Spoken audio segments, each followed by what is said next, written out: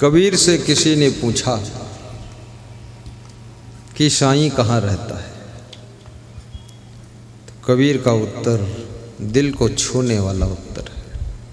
कबीर कहते हैं, ज्यों तिल माही तेल है, चकमक माही आग। ज्यों तिल माही तेल है, चकमक माही आग। तेरा साईं तुझ में जाग सके तो जाग, जाग सके तो जाग। कबीर साहब कहते, यदि माया की नींद से जाग जाओगे, मोह की नींद से जाग जाओगे, तो तुम्हारा साईं तुम ही में मिल जाएगा। और माया मोह नींद में सोए रहोगे तो न मंदिर में मिलेगा न मस्जिद में मिलेगा। चाहे जितना जंतर मंतर बोलते रहो, कुछ भी कोई फर्क नहीं पड़ेगा। ये मंत्र बनाने वाला भी तो आदमी है। ये मंत्र जंत्र तंत्र खूब मंत्र बनाओ, ही हु हा हो मो भी हाँ सब, चाहे जिस भाषा में बोलो। तुमको पता भी नहीं कि तुम जितनी भाषा बोलते हो, तुम्हारी भाषा कोई भगवान समझता है। तुम हिंदी, इंग्लिश, संस्कृत, उर्दू, फारसी, अरबी और खरबी जो भी बोलो, वो समझता है कि नहीं समझता। तुम कहाँ गुजराती बोलते जा रहे हो, हैया रे दैया रे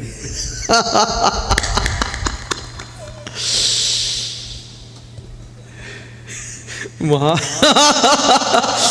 तो भाव की पहचान है, भाषा का कोई मूल्य ही नहीं है। फालतू इलिल्ला उलिल्ला और इधर ला उधर ला, ओम नमः शिवाय, गणपति गंगवाय कहाँ से भाषा बोल रहे हो।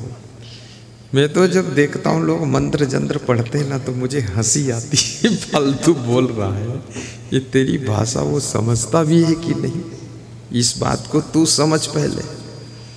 जहाँ सब भाषाओं का अंत हो जाता है, जहाँ पर केवल भाव ही भाव रह जाता है, वहीं पर आत्मा जो है परमात्मा के रूप में बदल जाता है।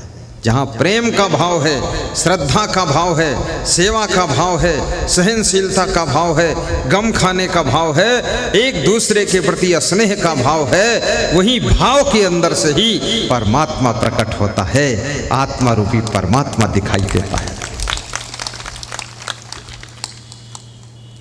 ज्यों तिल माही तेल है, चकमक माही आग। तेरा साईं तुझ में जाग सके तो जाग। कबीर साहब जागने की बात कह रहे हैं। जागना है, किससे जागना है, कब जागना है, कैसे जागोगे। माया की नींद से जागना है, मोह की नींद से जागना है। उम्र बढ़ने के बाद शरीर की नींद कम हो जाती है। बहुत से लोगों को नींद आती नहीं है, बचपन में नींद जाती नहीं है। अज्ञानी की नींद जाती नहीं है, और जो अज्ञानी भी नहीं है वो ज्ञानी भी नहीं है, उसको नींद आती भी नहीं। नींद दो ही को आती है, खूब आती है। या तो ज्ञानी को नींद आएगी और या अज्ञानी को नींद आएगी। जो अज्ञानी है, जिसको कुछ ज्ञान ही नहीं है आगे पीछे क्या हो रहा है, वो बहुत सोएगा। और जो ज्ञानी है वो समझ गया जो हो रहा है वो ठीक ही हो रहा है, वो भी सो जाएगा। लेकिन जो ज्ञानी नहीं है और अज्ञानी भी नहीं है, ज्ञानी और अज्ञानी के बीच में फंसा है, तो वो नहीं सो पाता है, उसको फिर नींद नहीं आती। इसलिए बहुत से लोग कहते हैं हमको नींद नहीं आती है। पर कबीर कहते हैं जागो। तो किस नींद से जागना है? शरीर की नींद से जागने की बात कबीर नहीं कह रहे। कबीर मन की नींद से जगाना चाहते हैं। मन की नींद, धन की नींद, मोह की नींद, लोभ की नींद, काम वासना की नींद, क्रोध की नींद, अभिमान की नींद, बहुत सी नींदों में सोया हुआ है जी।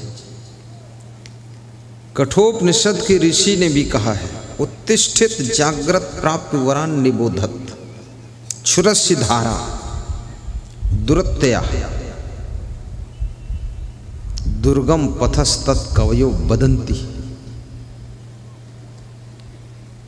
कि हे साधक, ये ज्ञान का मार्ग छुरे की तेज धार के सदृश मार्ग है। इस ज्ञान के मार्ग पर चलना बहुत कठिन, जैसे छुरे की धार पर चलना कठिन है। छुरे की धार पर चलो तो कट जाओ, ऐसे ज्ञान का मार्ग है।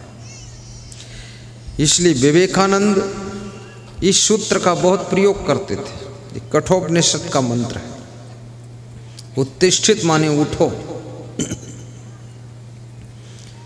कहाँ कहाँ तुम बुराइयों में बैठ गए हो, कहाँ कहाँ तुम अवगुणों में बैठे हुए हो, वहाँ से उठो। पहले उठने को कह रहा है ऋषि, उत्तिष्ठित। फिर कहता है जागृत, जागो, जाग जाओ, होश में आ जाओ। तुम बेहोश हो, मूर्छित हो, और होश में कौन ला सकता है? जब लक्ष्मण जी बेहोश हुए थे तो उनको होश में कौन लाया था? सुषेण वैद्य। और वैद्य कौन होता है? डॉक्टर होता है। और डॉक्टर कौन होता है? जो दवाई देता है। दवाई देता वो कौन होता है? वैद्य होता है। वैद्य कौन होता है? वही डॉक्टर होता है। फालतू बात। सोचो, मजेदार बात है। वैद्य, डॉक्टर, वैद्य उसे कहते जड़ी बूटी घिसता है। तो संजीवनी बूटी लाया कौन था? हनुमान जी। बताया कौन था? कौन बताया था? हैं? सुषेण वैद्य। और लाया कौन? हनुमान जी। और पिलाया किसको? लक्ष्मण जी को। होश आ गया। तो समझना इस बात को। रामायण में लिखा है वैद्य कौन है? सद्गुरु वैद्य, वचन विश्वासा। सद्गुरु को वैद्य कहा है मानस में कि सद्गुरु वैद्य। तो सद्गुरु वैद्य कैसे? क्या वो कोई बीमारी का इलाज करता है? शरीर की बीमारी का इलाज सद्गुरु नहीं करता है। शरीर की बीमारी का इलाज तो बहुत से डॉक्टर लोग करते हैं। MBBS, AMBS, BAMS doctor MD करके बैठे हैं, बोर्ड लगाकर, क्लिनिक खोलकर, हॉस्पिटल खोलकर। सरकारी हॉस्पिटल में भी इलाज होता शरीर की बीमारियों का। लेकिन शरीर से ज़्यादा जटिल बीमारी है मन की बीमारी, मानसिक बीमारी। ये मानसिक रोग, और मानसिक रोग का जो इलाज करता है उसको सद्गुरु कहते हैं। वो सद्गुरु वैद्य है, और उसकी वाणी, उसका ज्ञान, वही ट्रीटमेंट असली है। अपनी वाणी के द्वारा तुम्हारी मानसिक बीमारियों को दूर करता है। मन में बहुत सी बीमारियां हैं। काम, क्रोध, लोभ, मोह, ईर्ष्या, द्वेष, अहंकार, पक्षपात, छल, कपट, बुराई, नशा, व्यसन, फैशन, टेंशन, ये सब मन की बीमारी है। जो फैशन है ना, ये फैशन फालतू नहीं है, ये मन की बीमारी है। ये मन की बीमारी झलक कर बाहर आई, छलक कर बाहर आई। जैसे बाल्टी में ज़्यादा ऊपर तक भर दो तो छलक जाता है, ऐसे अंदर वासना भरी है, वो फैशन के रूप में छलक रही है। तो पेंट में छेद कर लेते हैं लोग, ये भी फैशन है। इतना अच्छा कपड़ा है पेंट का, मजबूत कपड़ा, जीन्स की पेंट, उसमें 2-3 जगह छेद करते हैं। जांघ के पास छेद, घुटने पर छेद। चलो गनीमत है जो पीछे छेद नहीं किया। नहीं तो पूरा अमेरिका दिखाई पड़े, पागल कहीं का। ये छेद क्यों कर रहे हो? वो छेद ही करना तो पहन क्यों रहे? पूरा खोलो, खोल दे, नंगा हो जाए, क्या परेशानी? नागा बाबा साधु घूम रहे हैं नंगा धड़ंगा, बस तू भी वैसा हो जाएगा और क्या हो जाएगा। ये गाय भैंस नंगी घूम रही है, खूब नंगे हो जाओ, उसमें क्या पाओगे? गाय भैंस, कुत्ते, बिल्ली, कुतिया, चिड़िया सब नंगे ही तो घूम रहे हैं, केवल मनुष्य ही कपड़ा पहनता है, वस्त्र पहनता है। अब मनुष्य एक नई नाटक बना रहा है, कहीं इधर कटिंग करता, कहीं उधर चीटिंग करता, कहीं उधर गड्ढा बनाता है, छेद करता है। मनुष्य की खोपड़ी बहुत दुष्ट खोपड़ी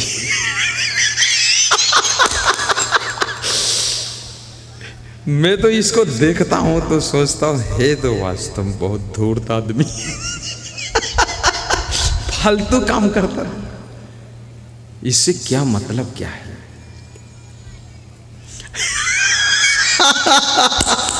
और इसको कहते फैशन। फैशन क्या मतलब है?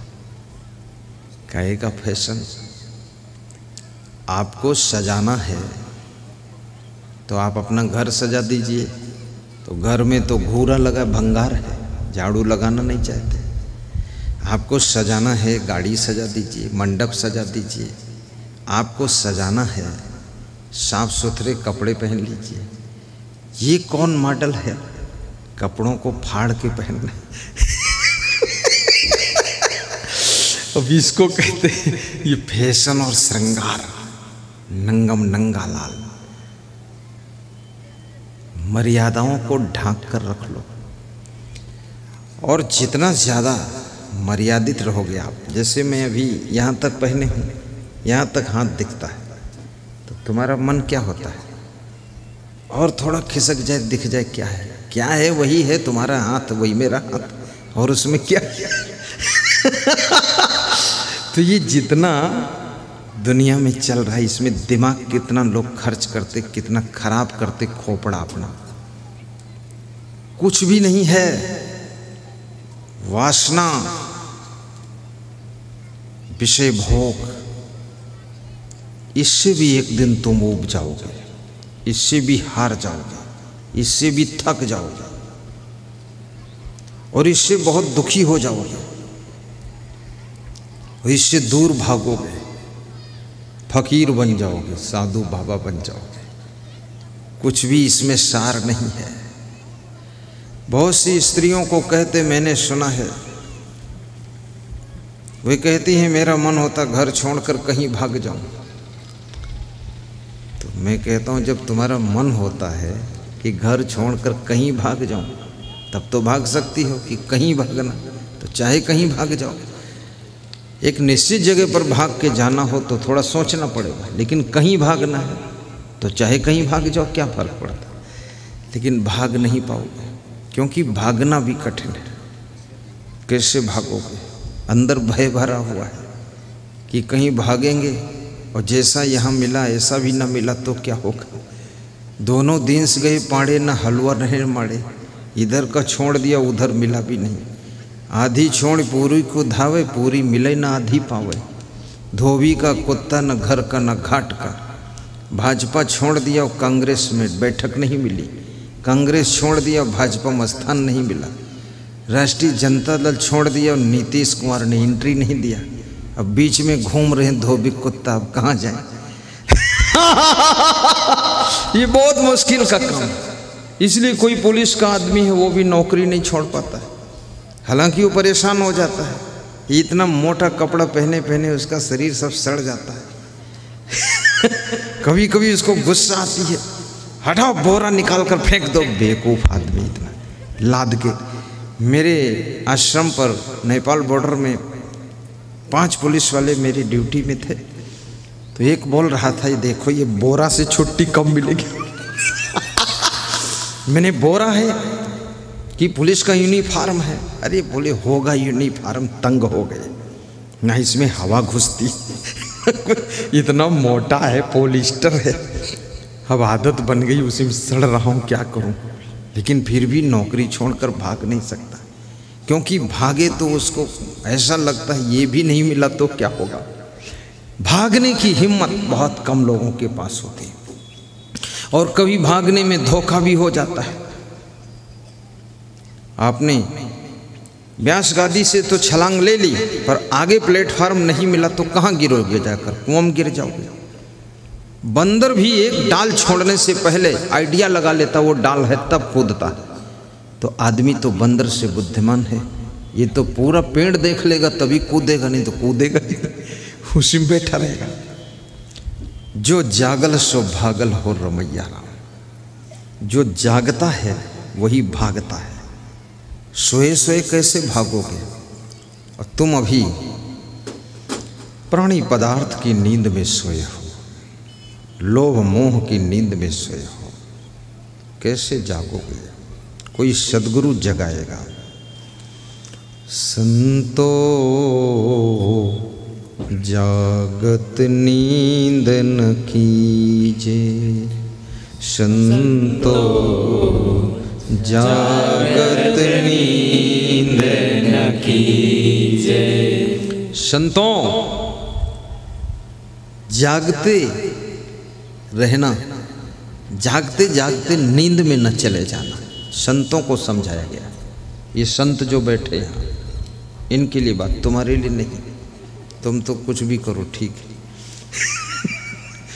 इनको समझाया गया, संतों जागत नींद न कीजिए। अरे संतों, तुम जाग चुके हो, जिस भोग विलास को त्याग करके आ गए हो माया मोह को, अब उसकी नींद में फिर से मत सो जाना। ये संतों को जगाया गया है, मौलवियों को जगाया गया है, काजियों को जगाया गया है, और गुरुद्वारा के ज्ञानियों को जगाया गया है, चर्च के पादरी को जगाया गया है, साधु संत को जगाया गया है कि तुम दुनिया को जगाने का ठेका लेकर के बैठे हो तो कहीं तुम पुनः नींद में सो मत जाना। संतों जागत नींद न कीजिए। याद रखना, जो जाग गया है उसे सावधान रहना पड़ेगा, नहीं तो फिर सो सकता है,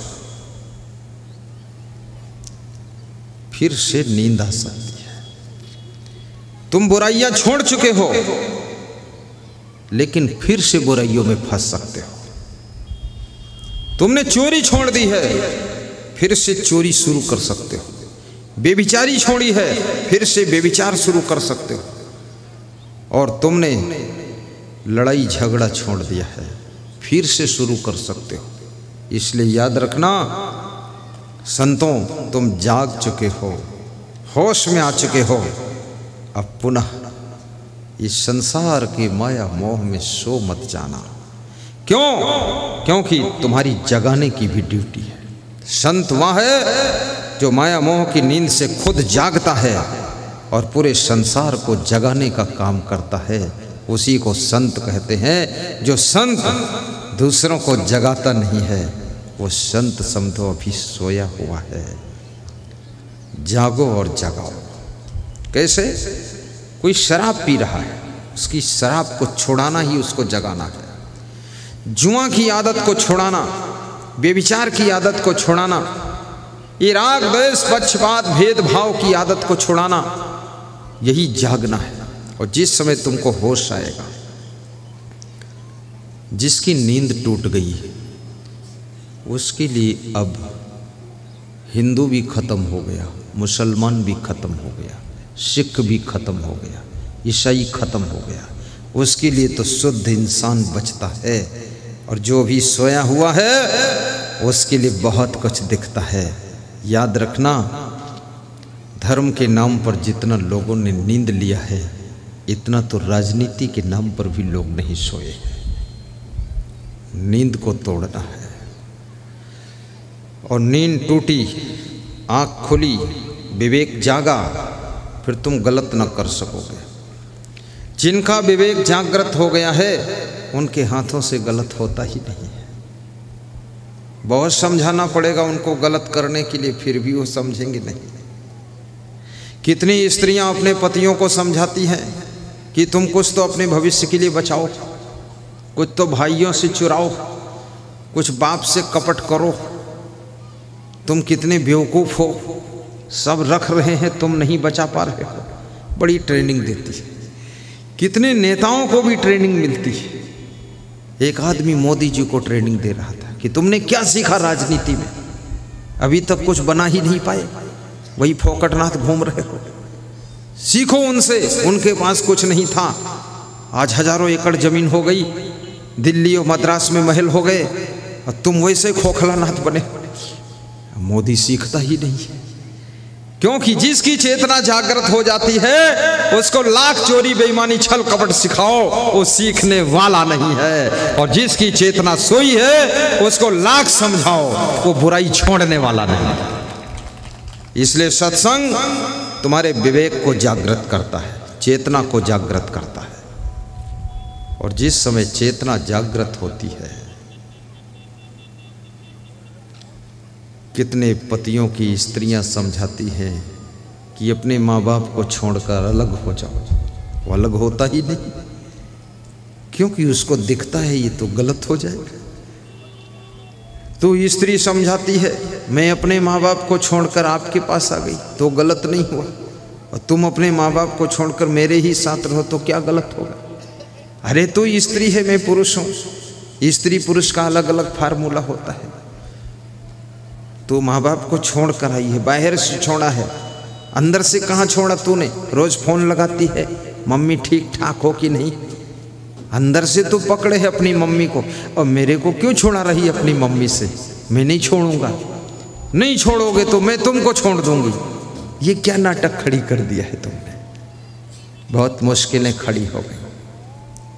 और जिस लेडीज की चेतना जागृत हो जाती है वो अपनी माँ की तरह सासू की भी सेवा करती है, अपने पिता की तरह ससुर का सम्मान करती है, और अपने पति का भी सम्मान रखती है, देवर और जेठ का भी लिहाजा रखती है, पूरे घर को जोड़ने का प्रयास करती है। और किस तरह से मेरे घर का संगठन बना रहे और किस तरह से उन्नति हो। जिस नेता की चेतना जागृत हो जाती है पूरे देश की उन्नति के लिए सोचता है, किसी एक जाति के लिए नहीं, मजहब के लिए नहीं, सबके विकास के लिए सोचता है कि हमारे देश की सड़क कैसे बनेगी, देश के पुल कैसे बनेंगे, ओवर ब्रिज कैसे बनेंगे, ये जाम कैसे खत्म होगी।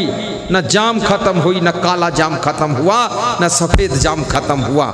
आज तक 70 साल हो गए सरकार बदलते बनते, लेकिन भागलपुर कहलगांव की